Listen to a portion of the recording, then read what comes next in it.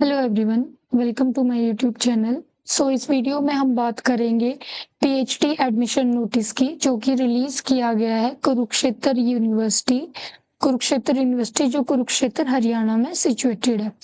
ये जो हमारा एडमिशन नोटिस है, हम इस नोटिस को यहाँ पे देख सकते हैं। ये मैं अभी कुरुक्षेत्र यूनिवर्सिटी की वेबसाइट पे हूँ और आप यहाँ पे देख सकते हो पीएचडी एडमिशन नोटिस यहाँ पे लिखा हुआ है।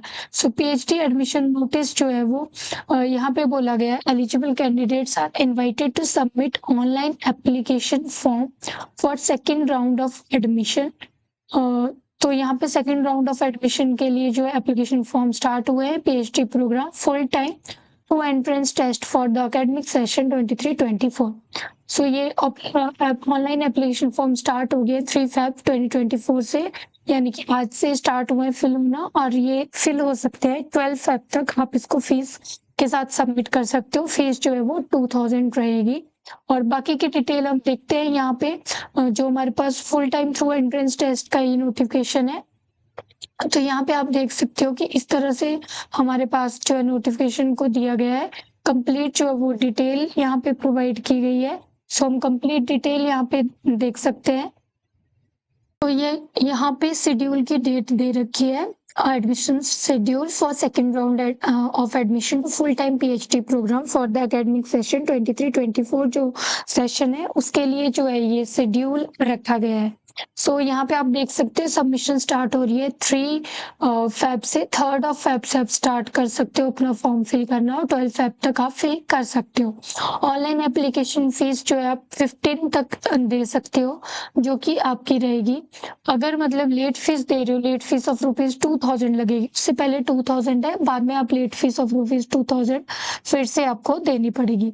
देन एडमिट कार्ड जो है वो 16 Feb को अवेलेबल होंगे। और जो हमारा टेस्ट होगा एंट्रेंस टेस्ट के बेसिस पे, क्योंकि ये कंडक्ट करवाया जा रहा है। Entrance test in main subject only, that will be on 20 Feb को वो एग्जाम आपका रखा जाएगा।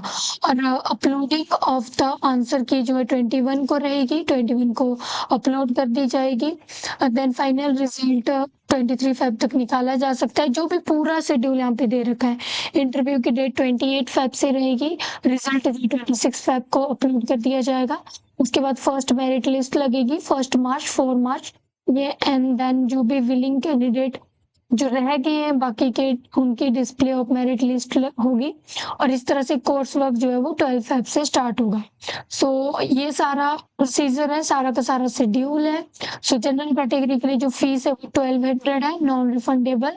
और इसके अलावा 2000 अगर आप लेट फीस कर रहे हो तो 2000 एक्स्ट्रा लेट लगेगा, अगर 12 के बाद आप फॉर्म फिल कर रहे हो तो। बाकी कैटेगरी के लिए 300 जो है वो नॉन रिफंडेबल फीस है। नेक्स्ट हम बात करते हैं सीट्स की। कौन कौन सी सीट्स जो है अवेलेबल है कौन कौन से सब्जेक्ट में। सबसे पहले बायोकेमिस्ट्री में पीएचडी इन बायोकेमिस्ट्री 7 जो है सीट्स हैं। उसके अलावा ये हमारे पास केमिस्ट्री की सीट्स है, केमिस्ट्री की physical, inorganic, organic different subject में 7 और 4 सीट्स है। कंप्यूटर के लिए 8 सीट्स हैं, PhD in computer science.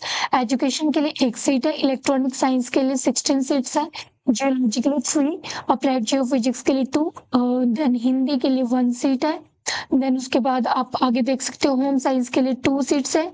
Instrumental engineering के लिए 16, लॉ के लिए 1, मैथमेटिक्स के लिए 2, माइक्रोबायोलॉजी के लिए 2 सीट्स है। पंजाबी के लिए 1, फिलोसफी 2, फिजिकल एजुकेशन 1, फिजिक्स की सीट्स यहाँ पे 2 है। सोशल साइंस के लिए 5 है, सोशल वर्क में, स्टेटिस्टिक्स में 3 है।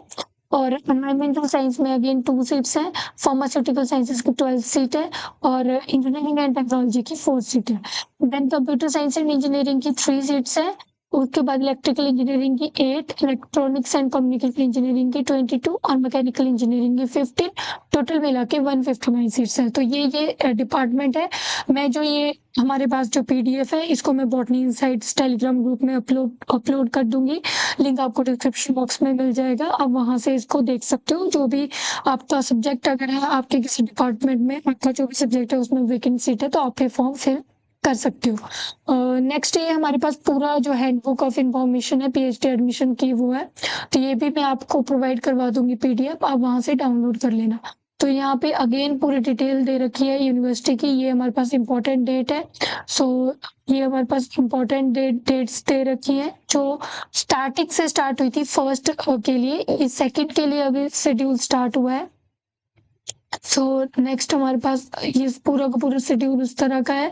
तो ये कैटेगरी वाइज वेकेंट सीट्स हैं जो भी एग्जेम्प्टेड कैटेगरी के लिए थी, फर्स्ट राउंड के लिए थी, अब सेकंड राउंड के लिए स्टार्ट हो गया है हमारा जो शेड्यूल है। सेकंड राउंड के लिए जो सीट्स हैं वो आपको मैंने बता दी है। तो आप ये पूरा का पूरा जो भी इंटरेस्टेड है, जिनका सब्जेक्ट बन रहा है, वो ये पूरा का पूरा हैंडबुक को जो है अच्छे से पढ़ सकते हैं। क्या क्या चीजें इन्होंने बोली है, क्या क्या रिक्वायरमेंट आपको चाहिए, वो सारी चीजें जो है आप इसमें देख सकते हो।